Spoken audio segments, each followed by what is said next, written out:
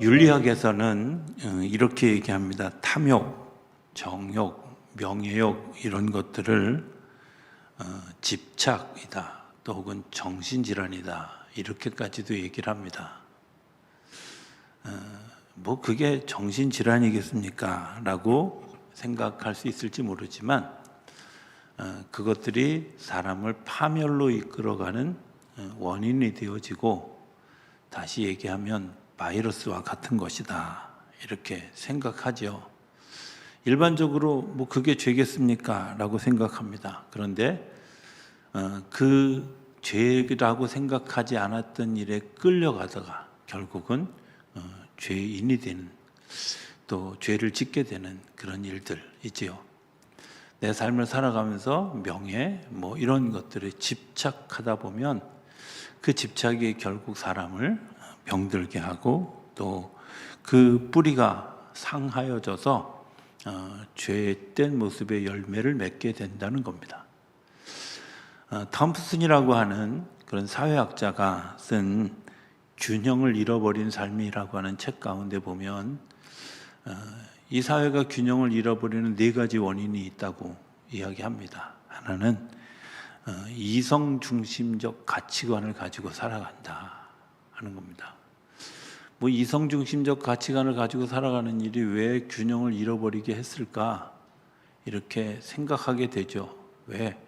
생각하고 살아야지, 생각 없이 살면 어떡하겠어요? 또 내가 판단해서 이것이 옳은지 그른지 판단해서 내가 선택하는 것.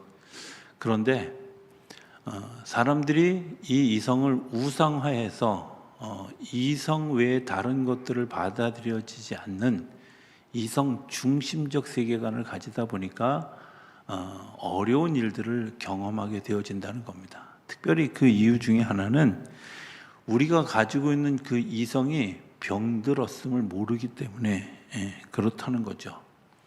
우리의 이성이 파괴되어졌습니다. 무너졌습니다. 왜?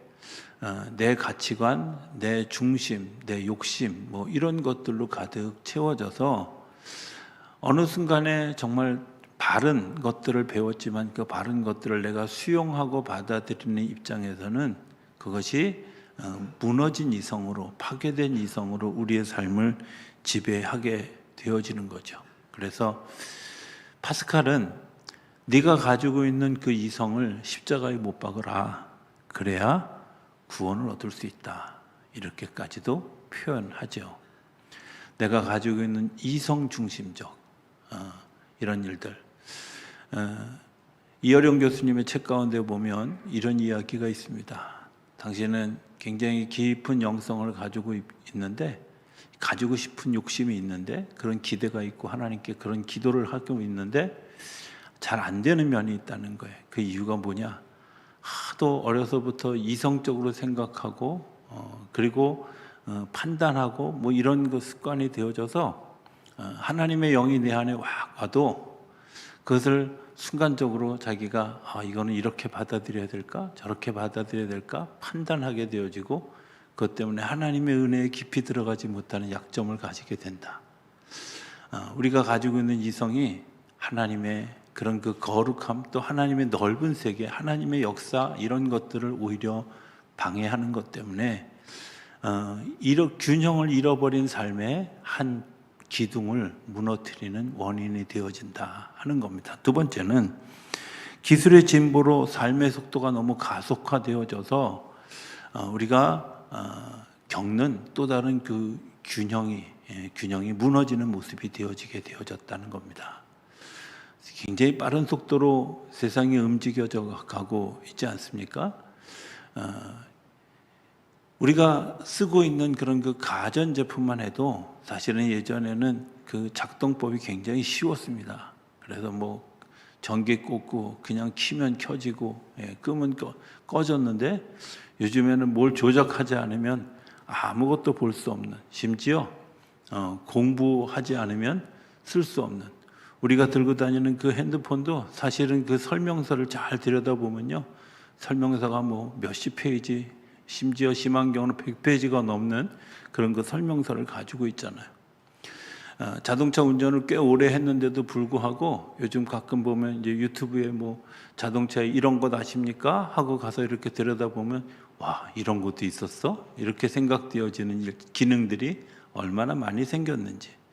이런 것뿐만 아니라 우리의 가치관도 사실은 너무 많이 변해서 80년대 우리가 생각했던 가치관과 21세기에 들어와서 우리가 생각했던 가치관과 그리고 2022년을 살아가는 오늘 우리가 살아가는 가치관이 굉장히 많이 달라졌다는 겁니다. 그래서 의인지 또 선인지 악인지 이런 것들을 구분할 수 없는 균형 잃어버린 사회를 살게 되어진다는 거죠. 세 번째는 보이는 것에 대해서 관심하는 것들 때문에 삶의 균형을 잃어버리게 된다는 겁니다. 다른 사람의 평가 또 다른 사람의 안목 이런 것들에 우리가 주목하게 되어지죠. 대선을 얼마 앞두고 이제 계속해서 방송에서 보면 뭐 어느 후보가 몇 프로, 어느 후보가 몇 프로 뭐 이런 그 예상 설문조사에 또 이제 그 조사한 것에 대해서 결과를 이야기합니다. 꽤 오래전부터 이제 그 데이터 시스템이 시작되어졌는데 제가 가끔은 이런 기도를 합니다. 어떤 기도를 하냐면 기도 같지 않은 기도인데 하나님 어느 날 한번 저 데이터가 완전히 좀 깨지는 결과가 일어났으면 좋겠습니다. 왜냐하면 너무 데이터에 함몰되어져서 정말 바른 판단을 할 수 없는 그런 일들, 때로는 그것 가지고 조금 위험한 장난을 할 수도 있는 위험성이 있지 않을까 이런 생각을 하게 되죠. 우리가 너무 눈에 보이는 데이터에 치중하다 보니까 잊어버리게 되어지는 것이 있는데 그게 뭐냐면 내 존재에 대한 깊은 관심이 없어지는 거죠. 나라고 하는 사람이 그저 겉으로 드러나 있는 그런 것들에 대해서 평가받고 그것에 대해서 인정받고 뭐 인정받지 못하고 이런 것들 때문에 정말 내 내면 깊은 곳에 있는 나를 바라보지 못하게 하고 그저 그냥 흘러가는 그 겉에 물들 흘러가는 것 때문에 파도가 오면 그냥 휩쓸리고 그리고 정말 깊은 물 속에서 경험해야 되는 깊은 곳에서 경험해야 되는 평안을 경험하지 못하게 하는 일들이 우리 가운데 있지 않을까. 네 번째 이야기는 소에 대한 불안감으로 인한 그러한 그 우리의 몰락이 이 사회의 균형을 깨트리고 있다, 기울어지게 하고 있다라고 이야기하는 것이죠.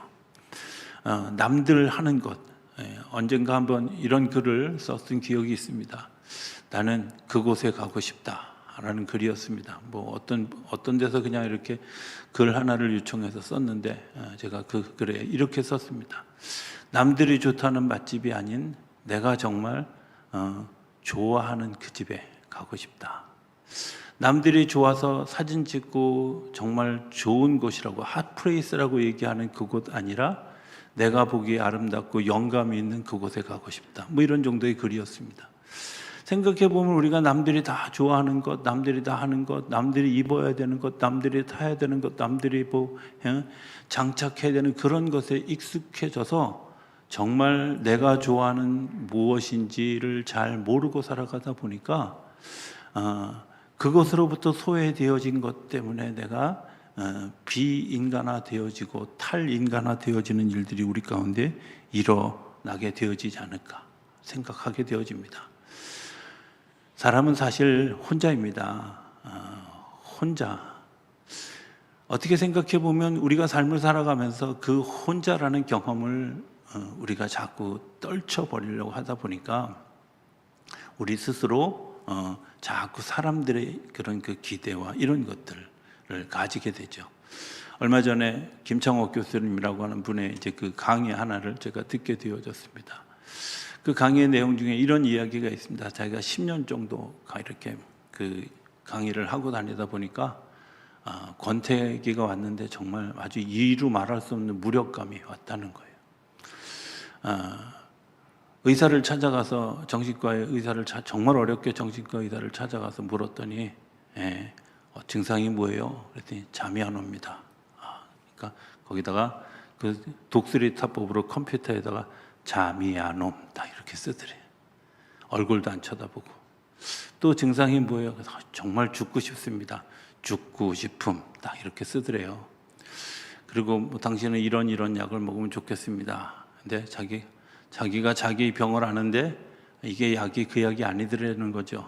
그래서 어느 성당의 신부님을 찾아갔대요. 뭐 그분은 우리 그 광립교회 다니는 광립교회 교인입니다. 근데도 불구하고 이제 저기 뭐 신부님을 찾아갔는데 그 신부님이 보자마자 말을 많이 해서 그래. 말을 하지 마. 세상에 강사가 말을 안 하면 어떻게 될까? 그러면서 그 신부님이 소개해준 프랑스의 어느 수도원을 소개해줬다는 거예요. 거기는 기본적으로 그러니까 낮 시간에는 필요한 말만 하고 저녁 시간에는 완전히 아무 말도 하지 않는 소위 소침묵, 대침묵을 하는. 근데 본인 표현으로는 프랑스어를 할 줄 모르기 때문에 가서 자기는 24시간 침묵을 하게 되더라는 거죠.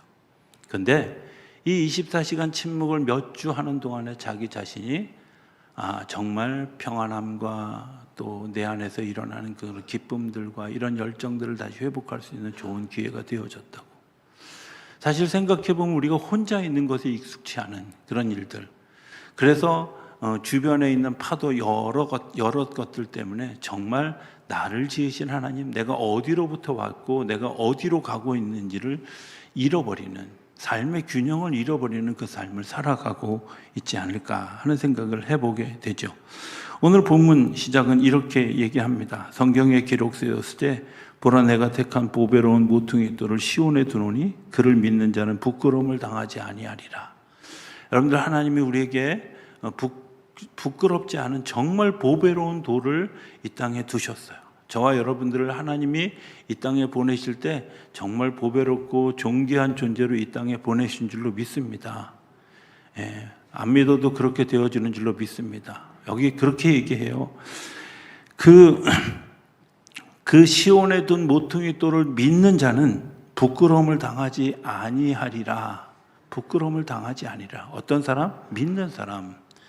내가 하나님이 나를 정말 소중한 존재로 세우셨다고 하는 사실을 내가 믿고 받아들이는 그 사람에게는 하나님이 하나님의 일들로 그 사람의 삶을 이끌어 가신다는 거예요.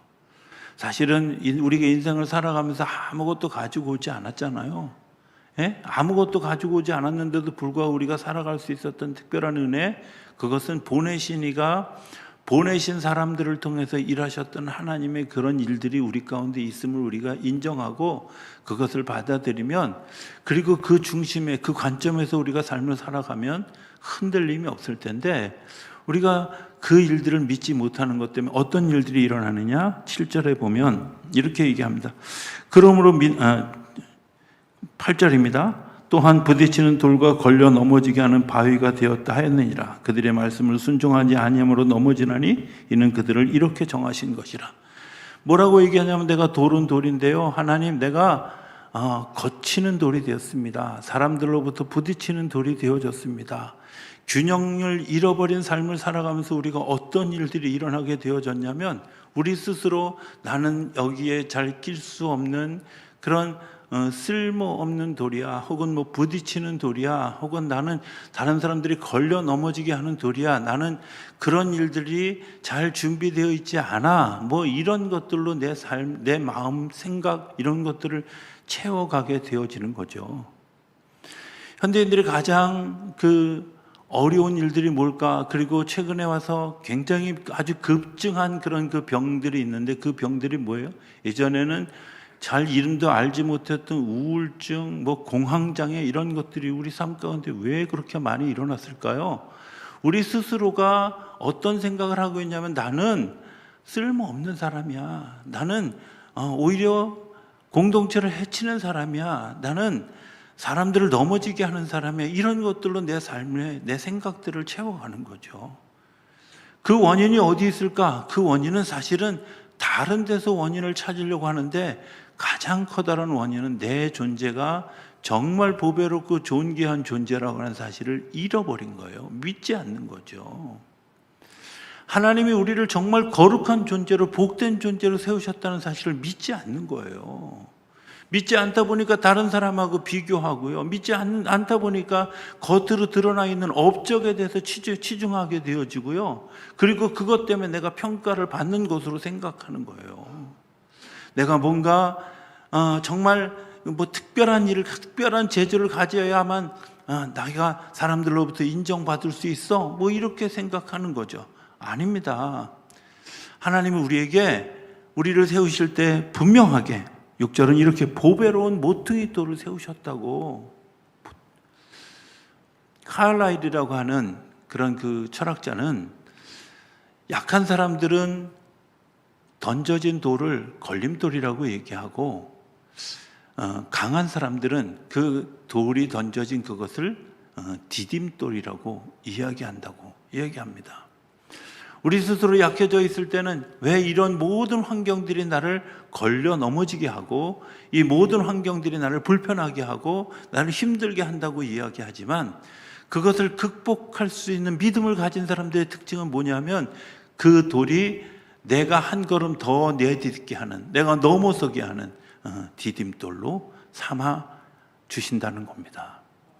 하나님의 은혜가 우리의 삶을 채워갈 때 어떤 역사가 일어나느냐? 내가 대단한 존재, 뭐 엄청난 존재, 이런 것은 아니더라도 하나님이 나를 사랑하시고 나를 정말 귀한 존재로 세워주셨다는 사실이 믿어지는 거예요. 내가 얼마나 소중한 존재인지. 저는 이런 표현 되게 좋아하는데요. 하나님이 저를 바라보면서 내가 너를 눈에 넣어도 아프지 않은 존재야. 눈에 넣어도. 여러분들의 자녀가, 여러분들의 손주가 그렇지 않습니까? 그들을 바라보면서 정말 눈에 넣어도 아프지 않잖아요. 이런 것 같아요. 제가 다른 건 정말 뭐 지금은 거의 안 하지만 아이들 낳았을 때 제가 그 기저귀를 옛날 천기저귀 썼는데 특별히 그 똥기저귀 빠는 일을 잘 했어요. 뭐 믿거나 말거나 하는 겁니다. 잠깐 잘했어요. 근데 제가 할 수 있었던 가장 커다란 이유는 그 똥은 지저분해 보이지 않더라고. 사랑스러워 보이더라고. 근데 남의 자녀 똥은 아니야. 그죠? 마찬가지거든요. 하나님이 우리를 사랑하시는데 나의 그 지저분한 배설물까지도 사랑하신다는 거예요. 귀하게 보신다는, 아름답게 보신다는 거예요. 아유, 저 녀석 또 사고 쳤어. 하나님이 그러면서 야, 너 내 자식 아니야, 이렇게 버리시는 것이 아니라 사고 쳤는데도 불구하고 여전히 이뻐하시는 거죠. 여전히 귀하게 여겨지는 거예요. 그 은혜를 힘입는 사람들이 가지고 있는 돌 하나가 있는데 그게 뭐예요? 나를 통해서 넘어가게 하시는 하나님의 은혜를 경험한 사람이 내가 그 디딤돌이 되어줄 수 있도록 나를 내려놓는 시간을 가질 수 있게 된다는 거죠. 무엇 때문에? 하나님이 나를 사랑하신 그 사랑 때문에. 하나님이 나를 사랑하신 그 사랑을 내가 경험하고 나면 하나님이 그 일들을 한 것에 대해서 나도 같이 그 길을 걸어가게 되어지는 거죠. 예수님이 오던 시대의 사두개인들, 바리새인들은요, 자기밖에 모르는 사람들이었어요. 율법을 신뢰한다고 하면서도 그들이 생각하는 율법은 나를 지켜서 내가 하나님의 나라에 들어가게 하는 것을 생각했어요. 공동체 정신이 없었던 거예요. 같이 살아가는 마음이 없었던, 내 이웃에 대해서 조금도 관심이 없었던 거예요. 그래서 그들의 삶이 굉장히 피폐해지고 나라가 망했는데도 불구하고 여전히 그들은 검은 모자 쓰고 머리에다 뭐 이거 카판가 쓰고 여전히 성전을 드나들면서 하나님 우리를 보호해 주세요, 이렇게 기도하는 아주 이기적이고 국수주의적인 삶을 살았던 사람들이. 사두개인들, 그들이 현세가 전부지, 내세가 어디 있어, 부활이 없다고 생각했던 그런 사람들의 생각들 때문에 동방의 박사들이 와서 예수님이 태어나실 것을 문의했는데도 불구하고 그냥 무미건조하게 성경책, 기록된 책 들춰내면서 베들레헴에서 날걸요, 이렇게 얘기했던 사람들이에요. 예수님이 이런 경쟁적 사회, 이런 그 거치는 돌이 가득한 사회에 이 땅에 오셔서 예수님이 하신 일들이 뭐였느냐? 필요한 곳에 가셨고, 가야 할 곳에 가셨고, 감당해야 될 곳에 가셨다는 거예요. 죄인들의 집에 가셨고요. 그 다음에 사람들로부터 소외된 집에 가셨고요. 그리고 정말 하나님의 필요한 곳에 가셔서 그들을 세우고 일으키고 같이 해주셨다는 거예요. 믿음을 가지고 살아가는 사람들의 특징이 뭘까? 그것은 그러한 가치관이 내 삶 속에 들어오기 시작해서 내가 그들과 친구가 되어지고 그들의 디딤돌이 되어지고 그들이 나를 밟고 일어설 수 있도록 내가 그 밑에 납작 엎드리는 삶을 살아갈 수 있도록 인도해 주시는 하나님의 은혜의 결과물이 디딤돌이 되어지는 줄로 믿습니다. 오늘 우리가 삶을 살아가는 모습이 그렇지 않습니까? 안타까운 사람들을 보면서 가슴 아파하고 힘들어하는 거 예수 믿는 사람들 아니면 잘 하기 쉽지 않습니다. 저는 예수 믿지 않는 분과 예수 아주 잘 믿는 분과 둘 사이에서 자랐기 때문에 그런 그 확연한 차이들을 너무나 잘 알아요. 생각이 다르고 가치관이 달라요. 그런데 예수 믿고 나면 뭔가 더 주고 싶고 뭔가 더 나누고 싶고, 지금 제가 이렇게 설교하는데 표정이 한 4분만 안 좋아지는데 그분에게도 오늘 그런 은혜가 있게 되어질 줄로 믿습니다. 하나님의 거룩한 역사가 우리 안에 시작되어지면 우리를 통해서 그런 일들이 펼쳐지게 되어지는 거죠. 그 얘기를 오늘 본문은 하는 겁니다. 자, 그런데 9절에 보면 그러나 너희는 택하신 족속이요 왕같은 제사장들이요. 여러분들 택하신 족속, 왕같은 제사장, 어떤 분들을 얘기하는 걸까? 이렇게 택한 족속, 이렇게 그냥 글자로 읽으면 별로 실감이 잘 안 납니다. 그런데 이런 생각을 해봤습니다. 내가 누구로부터 선택을 받았다. 누구로부터 선택을 받았다. 많은 경쟁자들이 있었는데 거기서 내가 뽑혔다. 아직도 실감이 잘 안 나셔요? 네. 근데 그 대상이 내가 반장만 돼도 굉장히 좋을 것 같은데 만군의 여호와 하나님이 나를 택해 주셨다는 거예요. 나를 택해 주셨다는 거예요. 정말 놀라운 은혜 아니에요? 아무도 나를 기억하지 않고 아무도 나를 주목하지 않는데, 아무도 나를 대단한 존재로 여기지 않는데 그 대단한 존재가 아니라고 생각했던 나를 하나님이 끄집어서 뽑아주셨다. 전 다윗이 가졌던 마음이 그런 마음이었을 것 같아요. 많은 지파들, 12지파가 있는데 그 중에 유다지파. 그 유다지파에 많은 집들이 있는데 하필이면 아버지 이새의 집.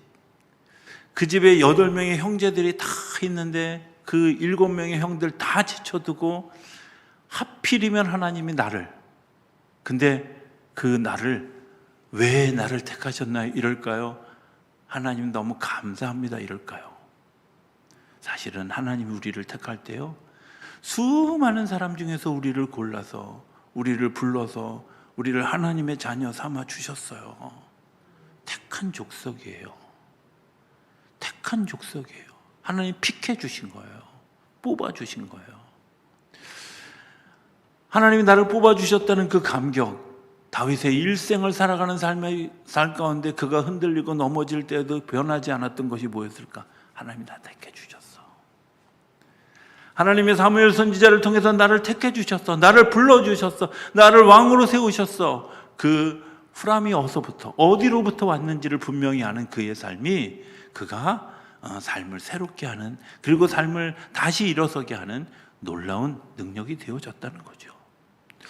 또 뒤에 이렇게 얘기합니다. 왕 같은 제사장이다. 제사장은 제사장인데 왕 같은 제사장이 뭐예요? 왕은요, 한 나라에 둘이 있을까요? 왕은 하나밖에 없어요. 왕이 될 사람을 왕자 이렇게 얘기하지 왕이라고 얘기하지 않아요. 그죠? 왕은 하나밖에 없어요. 여러분들이 이 세상에 하나밖에 없는 존재라는 거예요. 제사장인데도 불구하고, 하나님을 예배하는 제사장인데도 불구하고 여러분들 특별한 존재가 되어져서 하나밖에 없는 존재라는 거예요. 하나밖에 없는. 근데 그 하나밖에 없는 존재인 우리를 택하셔서 하나님이 뭘 하길 원하셨을까? 꽤 오래전에 정동을 이렇게 순례할 수 있는 기회가 있어서요. 정동에 있는, 중구 정동에 있는 곳을 이렇게 돌아보는 계기가 되어졌어요.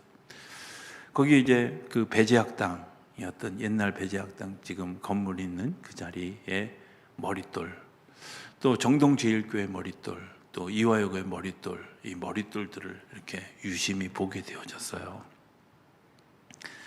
저는 예전에 머릿돌이 그저 그냥 이게 건축한 날이 언제입니다 이렇게 알리는 도구 정도로 생각했었는데, 제가 그 머릿돌을 보면서 정말 특별한 거구나 하는 것들을 경험한 거예요. 거기 뭐라고 써 있냐면, 이 땅에 이 나라와 하나님의 나라를 위해서 일하는 일꾼들을 길러내는 학교가 되게 해주세요. 이곳은 그런 곳입니다. 이게 배제학당에 써있는 머릿돌의 특징이에요. 제가 물론 한문인데 한글을 푸른 겁니다. 왜냐하면 여러분들이 한문으로 얘기해도 못 알아들을 거고, 두 번째는 내가 못 외웠기 때문에. 네. 어찌됐든 정동제일교회 머릿돌, 이곳은 하나님을 예배하고 하나님의 나라를 세워가는 곳입니다. 놀랍죠? 제가 그걸 보면서 이런 생각을 했어요. 그럼 내 몸의 머릿돌에는 뭐라고 쓰여졌을까? 내 삶의 머릿돌에는 하나님 뭐라고 쓰셨을까? 뭐라고 쓰기를 원하실까? 이런 것들을 생각하게 되는 거죠. 나라고 하는 사람이 그저 그냥 이름, 이성령으로 불리는 그런 이름이 아니라, 하나님이 기대하시는, 나를 1962년 3월 14일 시작되어진 머릿돌, 그러면서 그 머릿돌 밑에다가 나는 내가 이런 존재가 되어지기를 원해 라고 쓰여졌던 그 하나님의 기대, 그 바람이 오늘 내가 삶을 살아가면서 그런 일들이 이루어지고 있을까? 이런 것들을 생각하는 계기가 됐어요.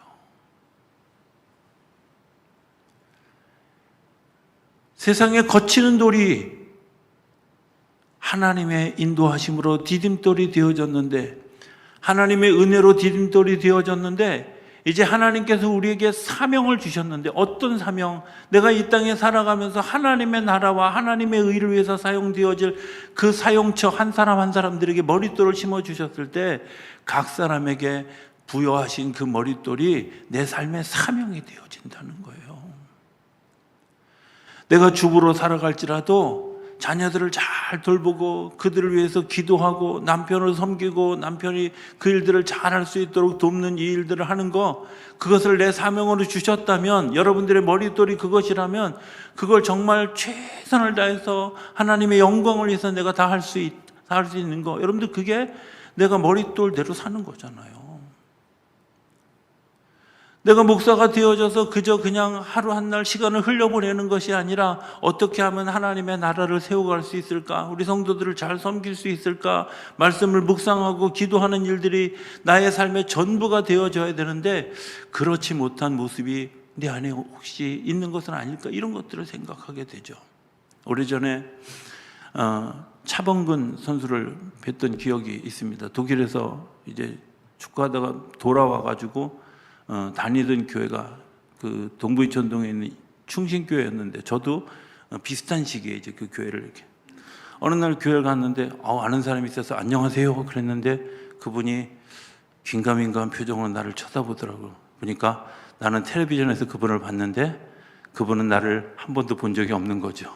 그러니까 그럴 수밖에 없는, 너무 반가워서 인사를 했는데, 보니까 새벽기도 정말 늘 고수부지에 가면요 늘 운동하는 그분을 뵐 수 있어요. 그분이 이런 표현을 하는 걸 제가 들었어요. 뭐라고 얘기하냐면, 당신은 24시간 축구만 생각했다고. 왜? 그것을 통해서 하나님이 나를 이 땅에 보내신 그 목적이라고. 그분의 머릿돌은 축구였어요. 저와 여러분들의 머릿돌에는 무엇이 새겨져 있습니까?